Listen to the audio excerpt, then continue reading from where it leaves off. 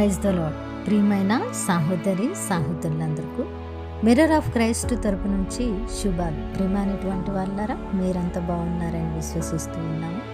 విన్న వాక్యాలను తప్పకుండా షేర్ చేయండి. అలాగే దైవిక పరిచర్య బహుభారం కలిగి ఉన్నదండి. లైవ్ ప్రోగ్రాం చేస్తూ ఉన్నాం. ఆరాధన టీవీలో వర్తమానాన్ని అందిస్తూ ఉన్నాం. ఎన్నో వేల రూపాయలు వెచ్చిస్తూ ఉన్నాం.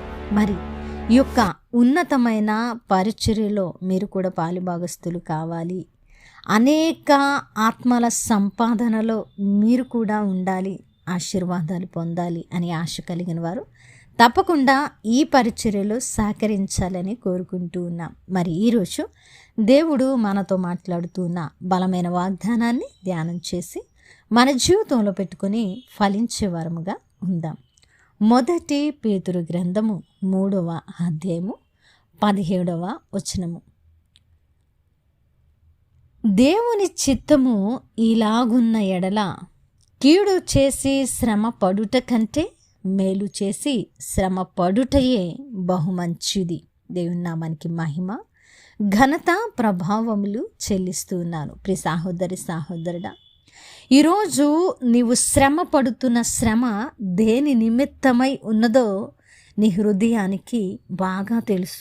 ఎందుకంటే శ్రమలు అనుభవిస్తున్నది నీవే కాబట్టి ఆ శ్రమ దేని నిమిత్తమై వచ్చి ఉన్నదో నీ హృదయానికి, నీ మనస్సుకు, నీ ఆత్మీయ జీవితానికి బహుగా ఎరిగి ఉంటుంది. కాబట్టి ఈరోజు నిజంగా నువ్వు పడేటువంటి శ్రమ కీడు చేసి వచ్చిన శ్రమనా, లేదంటే ఇతరులకు మేలు చేసి మేలును అనేకులకు నీవు పంచి దాని ద్వారా కూడా నువ్వు లాభము పొందలేక శ్రమ పడుతూ ఉంటే అది బహుమంచిదని ఈరోజు దేవుని వాక్యము మనతో స్పష్టంగా మాట్లాడుతూ ఉన్నది. ప్రియ సహోదరి సహోదరుడా, ఏలయనగా మనలను దేవుని యొద్దకు తెచ్చుటకు అనీతిమంతుల కొరకు నీతిమంతుడైన క్రీస్తు శరీర విషయములో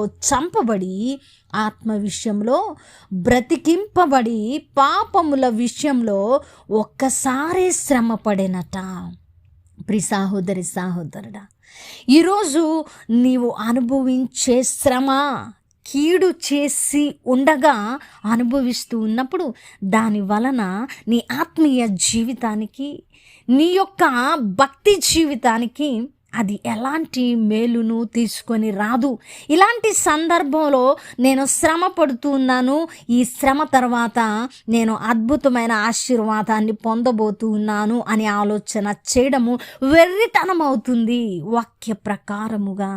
ఎందుకు? దేవుని చిత్తము ఇలాగ ఉన్న ఎడల కీడు చేసి శ్రమ పడుట కంటే మేలు చేసి శ్రమ పడుట మేలు. కాబట్టి నువ్వు నిజముగా మేలు చేసి శ్రమ పడుతూ ఉంటే ఆ శ్రమ తరువాత నువ్వు ఖచ్చితంగా ఆశీర్వాదాన్ని పొందుకుంటావు. ఆ శ్రమ తరువాత నువ్వు ఖచ్చితంగా దేవుని చేత హెచ్చించబడతావు, దీవించబడతావు, ఆశీర్వాదకరంగా ఉంటావు. ప్రియమైనటువంటి సహోదరి సహోదరుడా, మన శ్రమ దేనిని బట్టి వచ్చిందో ఎరిగిన వారమై మన తప్పిదములను సరిచేసుకొని ప్రతినిత్యము మనల్ని మనము ఉపేక్షించుకొని మనలో ఉన్న లోటుపాటులను సరిచేసుకొని ముందుకు వెళుతూ గురి యొద్దకు క్రీస్తు బాటలో నడిచే వరంగా ఉండాలి. ఉన్నప్పుడు తప్పకుండా మన శ్రమ మనము మేలు చేయుట ద్వారా పొందుతున్న శ్రమ అయితే మనము దీవెనకరంగా ఆశీర్వాదకరంగా ఉండి తీరుతాము.